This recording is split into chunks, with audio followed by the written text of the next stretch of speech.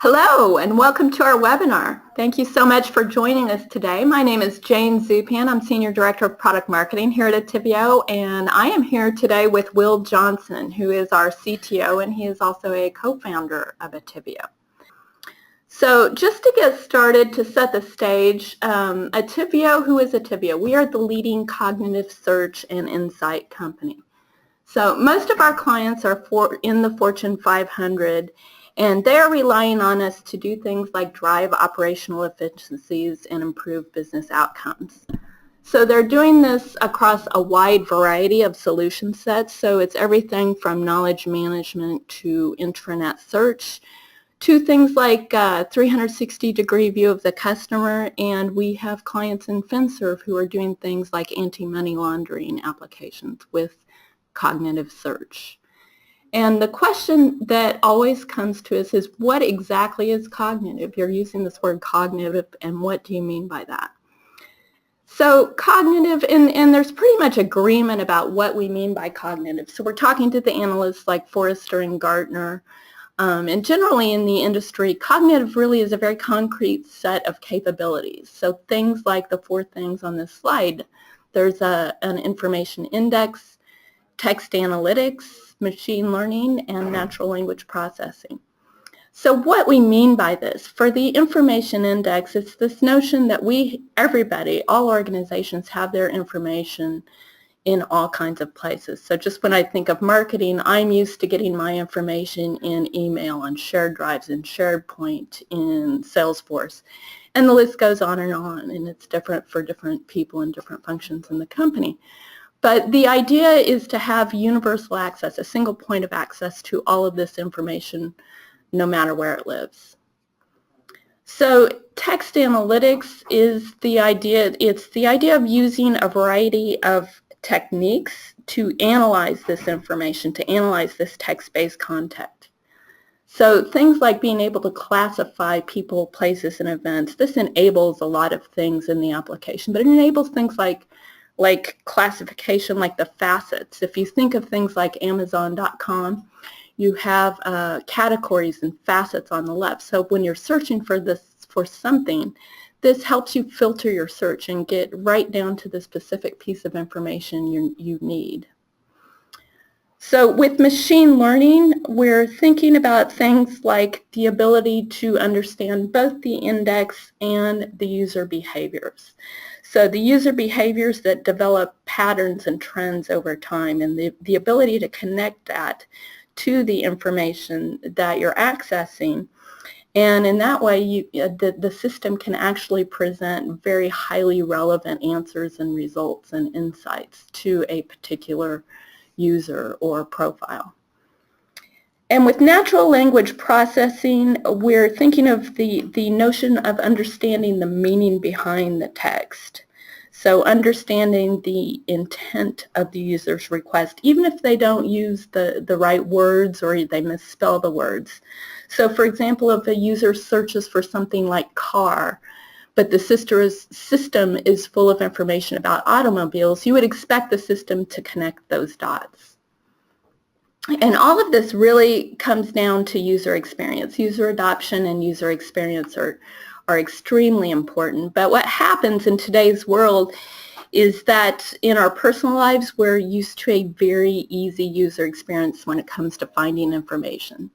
So I'm thinking of things like earlier, I wanted to find a Thai restaurant. We wanted to go to lunch at a Thai restaurant. It takes me about 30 seconds to put that in my phone and find the closest Thai restaurant with good ratings. That's a very easy experience. But then when you come to work, you have those expectations for being able to find information in a very efficient manner at work as well. And that's what cognitive does. So as an example, for example, we have a customer, GE Aviation, who is using our cognitive search platform for preventative maintenance of jet engines. So, and more specifically, they're using text analytics. So how are they doing that? With the jet engines, there's actually a service person who goes out and examines all the jet engines before they fly. So it's a visual examination of the jet engine using an iPad. So he or she is looking for things like, is there a rust spot? Are there cracks? Is there anything visual I need to note down in my maintenance notes? Well, that text-based information goes into the system, and we're using text analytics to identify things like key phrases, like the date, the time, or specific maintenance issues. And this information is then aggregated and correlated with structured information that's coming from the database. So things like engine sensor data or service status data. And over time, what happens is this creates a very complete picture of the jet engine and the trends and maintenance requirements that can come up over time. So this enables GE Aviation to actually predict and prevent certain maintenance issues and to address them before they come up. So it's a much more cost-effective way of managing jet engine maintenance. So with that, I am going to go ahead and pass control over to Will Johnson. Now, Will's our CEO, and he's going to talk about text analytics at a more technical level. Great. Thanks, Jane. Just talking about text analytics in general, it's important to understand where they sit in terms of a platform such as ours. We connect to data sources and pull them into the platform. Once we understand, what language it's in, what format it's in, that's where all the text analytics start to take place, which we'll get into in a minute. Things like entity extraction, sentiment, things like that. From there, they go into the index, and then we allow users to build applications on top. And actually, there's a bit of natural language processing and potentially text analytics on the query side as well, where you might want to understand the type of query that a user is asking. Are they looking for a person or a place or a thing or a product or something like that? So really, text analytics sort of wraps the index on both sides, both from a content understanding perspective, but also from a query understanding perspective. Jumping into the actual text analytics capabilities, the way we like to talk about them is as a spectrum, from directed, meaning you know exactly what you want and you just need the system to help you pick it out. You have a list of product names or stock tickers or something like that you're interested in, following in news content, for example. Those are very directed techniques. Discovery is more, you want the system to tell you something interesting about your content. You want to surface some type of insight about the content that you might not otherwise be aware of. So starting over on the far left, taxonomies and ontologies. There are a number of these available for different verticals. We work with a number of customers who maintain their own taxonomies and ontologies of verticals that they follow, industries they follow, products they produce, things like that. We can pull those into the system in any number of different standard formats and use those to drive a lot of different capabilities, whether it's auto tagging or synonyms, preferred terms, things like that. Dictionaries are fairly straightforward, but if you have a list of product names, vendor names, error codes, things like that, that you want the system to tag both in place and extract as metadata. We have a full system designed to let business users actually manage those dictionaries, publish and approve them, get them rolled out to the system live, and then the infrastructure on the back end to actually process the content with those dictionaries. Patterns are very similar, but a little bit, moving sort of more and more fuzzy over to the discovery side. Looking for things like credit card numbers, social security numbers, phone numbers, potentially part numbers if there's a wide variety of parts. Things where you don't or can't enumerate all the possible values, but there is a standard pattern to them. Even more complex patterns, things like U.S. street addresses or things like that, where again there's something that can be described in the text that would indicate that it is a credit card number or a street address.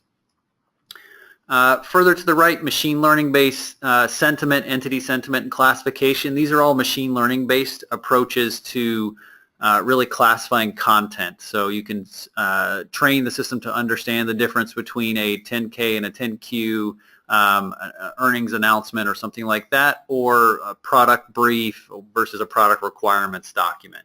That's sort of your basic classification case. Sentiment will let you know if it's positive or negative about a particular topic, and entity level sentiment will actually help you understand down at the entity level is something positive or negative.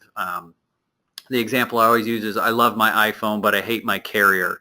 Those are two very distinct sentiments about two very distinct entities. Being able to understand the difference between the two and be able to do analytics across the two is very important. Statistical entity extraction is trying to pull out entities that you don't have a dictionary or a pattern of. If you think about trying to pull out companies, it's easy to get a list of the Fortune 5000, get their stock tickers. That's easily sourceable information, and you can use the other techniques we've mentioned to cover those. But finding the next Facebook that was just started in a garage yesterday, that's what statistical entity extraction is tasked with doing. It looks at the context around terms inside text and marks them up as being a company, a person, a location, or any other type of entity that you train the system to spot. And then lastly, key phrase analysis is looking at text for statistically improbable phrases, things that sort of stand out as being interesting or unique in the text. These are oftentimes useful for things like trend analysis, spotting outliers, things like that. What we see is customers using all of these capabilities, across the board. No one customer, necessarily uses all of them, but you usually have 3 or 4 on day one, and then you might add more and more over time. And also, all of these capabilities can be extended and customized. So you would obviously bring your own dictionary, your own patterns to bear, but you also might train your own statistical entity extractors if that was interesting, to try to find a different type of entity type. And then, we mentioned a lot about entities, and that's sort of the, one of the core capabilities of the product. One thing to always keep in mind is, just the number of entities that come out of the box is very important. And we have a long list here, but also this list continues to get longer with every, release of the product, as well as, again, I do want to stress, having the ability to add your own entity types is something that nearly 100% of our customers does, whether it's just a simple dictionary of, again, something like product names that you sell. Being able to add that to the system easily, get it rolled out to production, have it operational is critically important. And so what we wanted to show is just an example here of both entity extraction and entity resolution. And so the first phase of that is just being able to pick out all of the entities here. So company, some people, some products in this case. Once you understand those entities, you can also understand how they relate to each other inside the text. So in this case, Apple is a company related to Steve Jobs, the person. They make a product called the iPhone. Same thing for Berkshire and Warren Buffett. But then using further sort of analytics techniques downstream from the text analytics, you can actually start to infer relationships across these entities, that Berkshire Hathaway has a ownership stake in Apple or something like that. A lot of these downstream analytics use cases aren't specifically text analytics, but they require the text analytics to have already occurred. So the better entity extraction you perform, the better sentiment analysis you perform, the better the signal that goes into these more analytical tasks. And I'll show an example of a dashboard showing that. And then what this really all enables downstream is this, what we call cognitive search. And an example is posted here, is this ability to bring together these different data sets, both structured and unstructured. And the only way you'd be able to join them is by doing some sort of text analytics on the unstructured content. So on the left, we have a customer email that mentions, some sort of positive or potentially negative comments about, a service desk or a product or technology or a sales representative or something like that. And we're able to join that over with a structured data set, in this case, customers, orders, and products. We can join it on email address, which is fairly straightforward in this case. But we could also join it on more complex things that were mentioned in the text, like the product name. You might want to join that over instead of, instead of a customer-centric view, you might want a product-centric view. And again, you can only do that with text analytics. And then going to the query side, again, being able to understand that the user is looking for, customers in my region saying about, what are they saying about the products they bought in the last 90 days. Different parts of that query come from different sides, the structured and the unstructured, being able to understand the difference and parse that out is really the key to a cognitive solution. Great. So thanks, Will. We're going to go ahead and launch an audience poll now. We like to give you a chance to see what other people in the audience have on their minds. So the question for today's poll is about these text analytics techniques that Will has been discussing. And what we'd like to know is which one of these are most valuable for you. So is it taxonomies and ontologies? Is it entity extraction? Is it sentiment analysis or classification or key phrase analysis? And I believe in this poll you can actually select more than one. So we'll go ahead and give the audience, it looks like people are still voting. I'll give you a minute or two to think through this. And again, these are the techniques that Will explained. And so they're somewhere on the spectrum between directed and discovery type processes that a cognitive search platform will use for text analytics. Okay, looks like we're going to go ahead and close the poll and get the results. And I believe you should, the audience, you should be able to see the results as well. We're sharing these results. And it's a pretty close call between all of these things. Yeah, so it looks like a pretty even mix, which is, sort of, I think what I would expect. I would have expected sentiment analysis to be a little bit higher. But generally speaking, again, customers will use, a handful, 3 or 4 of these, and there's, no one feature that's, almost always used. I think entity extraction is, sort of a bit of an umbrella and might actually cover some of these other use cases like taxonomies and ontologies usually feed into entity extraction. But yeah, this is interesting. It's across the board. There's a lot of interest. So yeah. Good. Good. Okay. So we're going to go ahead and hand control over to Will now, and so he can do a quick demo of the platform. And while we're getting set up for that, I'd like to remind the audience that you can enter your questions. So there's a question panel there in GoToWebinar, and you can enter questions at any time. We will take all the questions we have time for at the end of the presentation. Okay. Great. I think everyone can see my screen. So I'm just going to jump in to do 2 quick demos. The first is of a web front end, more of a traditional search type application.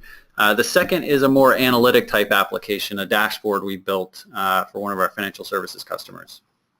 So the first I will jump into is a knowledge management portal. This is a fictitious enterprise we created with a number of research documents, internal emails, things like that around the concept of machine learning.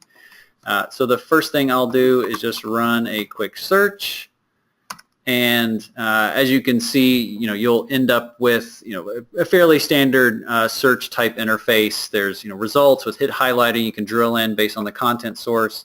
But you can also drill in based on things like companies and locations that were mentioned in the text. Again, this is metadata that we generated based on the text itself. So I could drill into those if I wanted to. I can also, if I ran a search to get to this page, I could also take a more sort of exploratory type view of the content. So here's a dashboard that was created based on, again, that same document set, the same fictitious enterprise. We're looking at things like the extracted key phrases from the text. Some of it is structured metadata, like the source, was it a news or a research paper? But then others are things like the companies that were mentioned, the places that were mentioned, and the people that were mentioned. So if I know I'm interested in, articles that mentioned MIT and, let's pick Cambridge. I can quickly drill down from the 400 records that I started with down to, just a small handful that I'm able to then jump over into. So again, the text analytics, are a great way to provide metadata that allows you to slice and dice and sort of jump into your data in, much quicker, more interesting ways. And again, I could, continue to drill in based on if I'm looking for, something that mentioned Germany and, Cambridge and MIT, I'm down to just a couple quick records here. On the query side,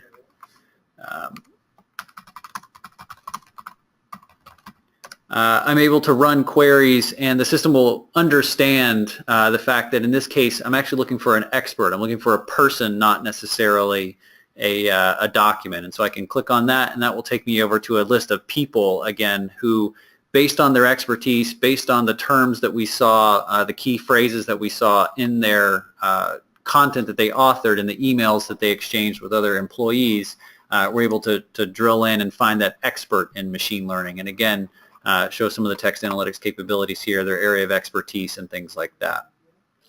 So this has been a fairly standard search style interface into a back-end powered by text analytics.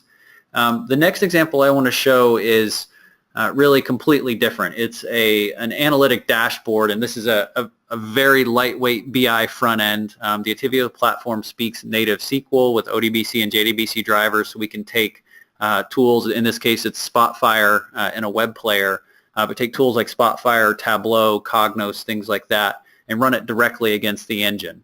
And that's interesting because you can start to run more analytic type tasks against normally inaccessible information, things like emails, in this case news stories, or something like that. And so what we've done for this dashboard is processed a number of different news stories from across the board, Reuters, Forbes, The Street, things like that, mostly financial data again, and processed it for extracted stock tickers to know who to line up the news story with, but then also process it for sentiment, entity level sentiment, to know is this positive or negative for a given entity. And so, with any dashboard, you can sort of, drill in, lasso specific data points if that's of interest. You can click on individual records over here and drill in. And in this case, I'm going to pick on this, Edison story here. It has a fairly negative sentiment that we extracted. And in this case, there was one news story. And what we're able to do is see that Mitsubishi Heavy is essentially suing Edison, which is clearly a negative connotation for Edison, for a little over $7 billion in damages. And I don't know if I have the rights to, I don't know if this is a paywalled story or not at the time, but yeah, I think this may have already expired. But essentially, what we've done is crawled this story when it was live in public, pull it into the platform, again, extracted all the company names, line them up with tickers, which is sort of an example of a taxonomy or ontology. It's very lightweight, but it's still is from the system's perspective, an ontology matching matching Edison over to their stock ticker, and then again applying sentiment or entity level sentiment across that story to know that Edison was viewed very negatively in this case. So this is again, for people who are familiar with search, this might be a non-standard or sort of an odd way to think about using this data. But we have a lot of use cases where people are starting to want to do more analytic type tasks on top of content, again, emails, news stories, research papers, patents, things like that. And it's a really interesting use case going forward. Great. Okay, thanks so much, Will. We are now going to kick off the Q&A session. So we have several questions here in the queue, and you can continue entering questions. We'll get through all the questions we have time for. We have just a few minutes left, but if we're not able to answer your question, we will get back with you and answer it later. So the first question, Will, is somebody is asking, how does Attivio work with content in multiple languages? Yeah, that's a great question. One we get very often, especially from the larger customers that we work with who have operations around the world. So all the capabilities that I mentioned, from the very directed, the taxonomies, ontologies, dictionaries, over to key phrases and statistical entity extraction, everything works across the board in over 40 different languages.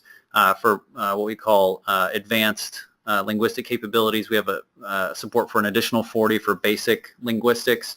But if there is a language that we don't support, we can always build in support for it very easily. and then you're able to sort of start adding your own dictionaries, adding your own key phrase models and things like that. But generally speaking, we provide out-of-the-box support for most everything you'd ever need in a modern enterprise. Great. So next question. Are you able to aggregate and normalize text-based metrics analytics to normalize the data from various content silos? That is, can you align via taxonomies, synonyms, etc., and normalize the data content through your metrics when they're not normalized and aligned in the original data sources? Yes. So that's, so one of the core capabilities of Attivio is this notion of connecting to various, data silos, SharePoint, Confluence, Jive, a database, a Hadoop cluster, pull all that information in, whether it's structured or unstructured, and then use the text analytics capabilities to enhance all the, the sort of the raw information so that you can start to make these linkages. In the slide I had sort of joining the, the email and the customers' orders and products tables, that was a fairly simplistic example, but we oftentimes have cases where, customers are pulling together things like support tickets with knowledge base articles and, FAQs and things like that. And again, we're using text analytics to pull out the product names and the part names that link all those things together in a customer support use case. Great. Okay, next question. Are you able to connect to Microsoft SharePoint Online to extract documents? Yes. So we connect to around 40 different what we call application connectors. Again, SharePoint, Confluence, Jive, a huge list of those. We also have industry standard connectors for things like databases, file systems, things like that. Building connectors for proprietary systems is also possible, and we do that fairly frequently for some of our larger customers. But again, anything you would have in a sort of a standard tech stack, we probably already have out of the box. Okay, next question. Some of our content is located in operational databases along with operational data, process information, let's say. Can your tool crawl through those databases as well? Yes, certainly. I think in most of our implementations, there's some amount of unstructured information, but then there's usually, a healthy dose of structured information as well. What we find is the highest value use cases are ones where those two data sources or types of data are combined, seeing how the what affects the why, or the why affects the what, rather. Mm-hmm. Good. Okay. So next question, two questions, but they go together. Is Attivio a cloud service product, and do you have server options? Yes, Attivio can be deployed. We run a managed service, so you can just turn the keys over to us, and we can run everything for you in our cloud. Alternatively, we do have on-prem offering as well. You can run the product just on standard Linux machines, Windows machines, or inside a Hadoop cluster.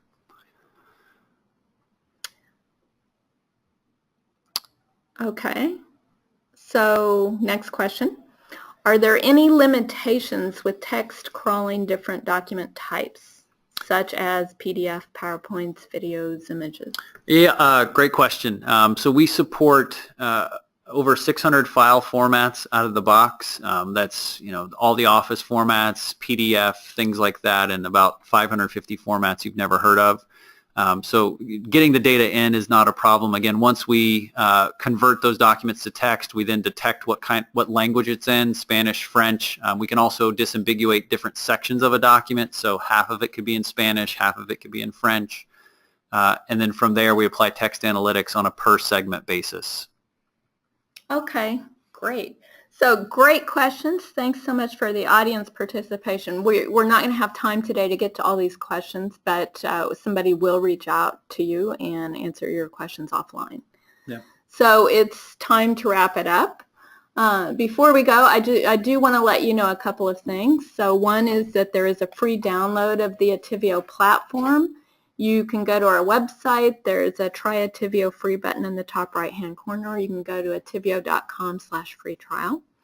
And the next item is about our next webinar that's taking place next Wednesday at 2 p.m. And in that webinar, we will be talking about how you manage to replace Microsoft Fast if you're using Microsoft Fast for enterprise search. So we're going to go ahead and wrap it up. Thank you so much, Will, for your presentation today. Yep, thank you. And there were a lot of great questions we didn't get to, and we'll be following up. So yeah. Thanks. And thanks to the audience for attending this presentation.